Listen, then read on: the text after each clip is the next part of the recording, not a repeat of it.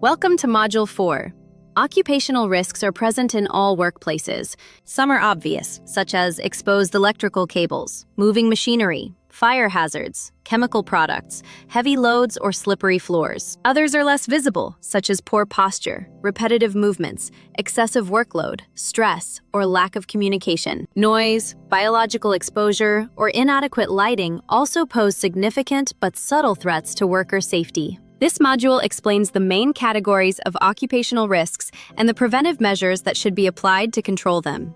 The aim is not only to recognize dangers, but also to understand how prevention must be organized. This involves eliminating hazards where possible, reducing risks at source, and prioritizing collective protection. It also includes training workers and using personal protective equipment when necessary. A safe workplace is not created by one isolated measure. It requires a combination of technical controls, safe procedures, training, supervision, maintenance, and active worker participation.